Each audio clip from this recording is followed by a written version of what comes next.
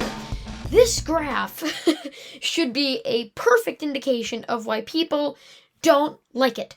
So, let's just start off, right? The BMW M5 started in 1984 as a luxury sports sedan. I mean, it's BMW. It was one of the most iconic cars of the time, and it's a great value proposition today. It was very iconic, featured, that BMW cool, rad styling that they had back then. By the 90s, this was the 90s model. It was, I'm sure you've seen one of these before. They're very iconic, very recognizable, and a lot of people love these cars. I'm no BMW enthusiast, but I've definitely seen a few of them. In fact, one of my friends actually drives one because he's a BMW person. I, however, am not. They were overall just very cool, very interesting cars, and they were very fast, right? This isn't just some car that, they say is fast, when I say, oh, well, the Yaris is a fun car to drive because it's light, this is actually fast, right? And then, right, this was the, kind of a newer one, 2015, I believe, and then I believe in 2017, we got this one. So this was essentially, right, the one that we had before we have the new model, right? Again, look at it. It's nice and light. It's fun to drive. It makes a lot of horsepower, over 600, and has a very nice and luxurious interior. Nice enough, however, that you could pass it off today as a brand new model. So, first of all, the styling isn't the same. BMW, this styling, this looks like, just a classic BMW, right? It looks like a gasoline engine, just normal car. This looks like one of those weird EV things with, like, the trying to be cool door handles, but not cool. BMW is trying to really lean into the EV thing. I mean, even look at the interior. The older one was very durable and very nice from what I've heard. Again, I'm not a BMW person, so I haven't been hands-on. This one looks like just EV garbage. That's what I'm going to boil it down to. Another thing that people are sad about, which, BMW has been doing for a while, the old BMW, had a real shifter. You can shift. Even if it's just from, park to drive, you can shift. This one, however, has a little knob. It's just too tech forward. Again, this is just another hint at manufacturers making cars to meet quotas, rather than making cars for their actual customers and or fans. That's why people don't like the M5. And another thing that I think is pretty interesting, the weight, it's 5,390 pounds, which is so much. To give you an example, when I was growing up, I drove in a base model with the hubcaps, 2006 Honda Odyssey. With everyone in the minivan, we had 2 dogs, 3 people, constantly just driving around in this van, right? Tan interior. This is the exact van we had.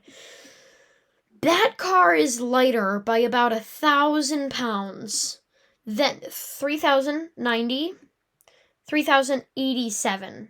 So it is lighter. The Odyssey, this minivan from 2010, I chose the 2010 one, is lighter by about 1,000 pounds. And remember, the Odyssey is, look at it. This isn't like one of those cases where it's an ultralight vehicle. How did they get it that light? It's pretty comparable to other minivans of its size. This isn't some amazingly light minivan. It's a classic heavy, we had the V4 option, not the V6, which meant when you stepped on the gas, and you're already up to 30, you were going 20 miles per hour at the start of that, and now you're going 30. That's how fast this van was. Again, we didn't care. Carried the whole family. Didn't matter. Didn't give a shit. But when it comes to a performance vehicle, it should have some performance to it. Now, when you look at the horsepower, it makes 717. And remember, the old version makes over 600, which is probably 625, something like that, 615, 65, something like that. Just a little bit, not to require them to go over, but over 600 horsepower, right? So, technically, this one is bigger. But remember, it is so heavy. We saw on that graph, that horsepower is up by about 100 horsepower, but it's up 1,000 pounds, and 1,000 pounds is so much. Like I don't think a lot of people realize how much 1,000 pounds is.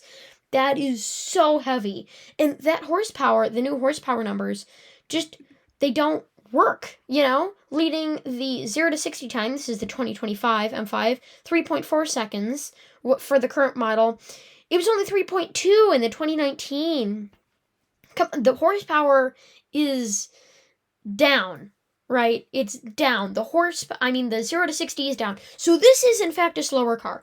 Yes, it has more horsepower, but with that extra weight, it slows the car down. And the 0 to 60 is, in my opinion, one of the best indicators of how the car will actually be. Because if you just look at horsepower, technically my Prius has 124 horsepower, and, that sounds okay.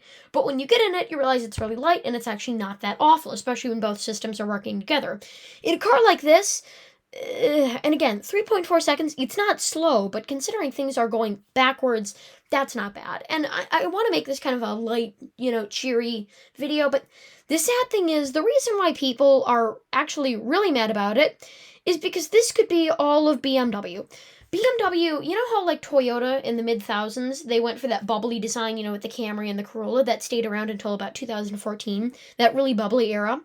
Other car companies do that too, where they switch up their designs and make them look newer, and then they go with that design scheme for a little bit. Remember, cars have only been around for about 100 years, and 75 of those were just Model Ts, right? Model Ts and cars like that, not very advanced, right? So we haven't really seen, a lot of people haven't really seen like how things sway. I'm going off estimates here. Each car company has a couple eras that'll go through in the span of 30 years, maybe one every 10 years or one every 7 if you're a luxury brand. Well, less if you're a luxury brand, more if you're a consumer brand, because a luxury brand, you're so luxurious and you're so exclusive, that just gets you buyers, right? When you're a cheaper brand, you actually have to earn your buyers. And again, no shade to luxury brands, they earned those buyers. Just saying you have to work a little bit harder for them if you're just a base brand to compete with all the other base brands. If you're a luxury brand, not a lot of them out there, so, BMW buyers will buy strictly BMWs, and Mercedes buyers would never buy a BMW. That's just kind of how it works, right? The bad thing is, BMW is transitioning into its, they're transitioning into their new era, like their new design language. This is the other car that's getting the hate, the XM. The real reason why people don't like the M5, again, is slower, all those reasons that I mentioned before, but the really big reason, I think they're going to redesign most of their cars, and unfortunately, they're going to end up looking like this. These heavier, worse, it is a worse car. The interior, in my opinion, is worse. The 0 to 60 time, objectively, is worse, unless you like slower cars. Remember, 3.4 seconds is still, my Prius is like 14 on a good day with a headwind. This thing, yeah, yeah, again, not a slow car, but they're sacrificing, performance for looks that don't look that great. Like the Prius, the entire reason the hybrid system does is it takes away a little performance from your motor, strapping a generator on there to get more gas mileage. I'm perfectly fine with that. They're sacrificing performance in the terms, not economy or anything, just looks, making it heavier, making it look bigger, even though the interior sizes haven't really grown that much. And the looks, you can judge that for yourself. I'm sorry, BMW fans, I'm just not into it. Again, I'm not a luxury car person. Maybe I'm just like the biggest idiot on the planet here. This looks a little bit wide in places. I like the smaller screen, although, yeah, everything's just big in the, I don't think it looks all that great. There's also no BMW logo. It just says XM, which is very weird. Also, they might die a painful Holden death if they keep, spitting out luxury SUVs. Anyway, the essential point, the reason why this is worrying is because they think that this is what you want, so they're going to berate you with it. In a couple years, I imagine they're going to have redesigned all our models to look like this, and then that's going to be truly, truly awful. Like, right now, they have some very good-looking vehicles, in my opinion. But the all-electric future, again, what people are concerned about, definitely. And, of course, the XM's weird styling just means BMW, the next 10 years, they might be a little sketchy. Remember, they still have many performance vehicles. A lot of people like to say that they're falling off just because they are going for more ugly choices, more bad styling choices, and sacrificing performance for that, which I kind of agree with. But again, they still make plenty of other cars that are not affected by the shenanigans. And also, just wait a few years. Toyota had a really, really bad era, Honda had a bad era with, in the late thousands where they were phoning in the build quality with the Fits and the Civics, right? Toyota's had a bad era where their cars were slightly unreliable in the early 2010s. BMW is just going to have a bad styling era. Again, their cars are somewhat still reliable. For a luxury brand, they're very reliable. Compared to Toyota, they can be. It's luxury cars are on a different pedestal, right? Let's say you're Honda or Toyota. Reliability is like 90% of the reason why people buy your cars, right? If it's not reliable, that's 90% of the reason to buy your cars out the window. Luxury cars, if you have enough money to buy it, the thought is you have enough money to maintain it, right? You don't need to have any extra precautions in there to make sure that if you don't maintain it, it'll last longer, right? So with that, thank you for watching. Don't forget to comment, like, and subscribe. I enjoy making these videos. They're very fun to make, actually, surprisingly, and I'm thinking of changing my editing style a tiny little bit. Don't worry, it shouldn't be that affected.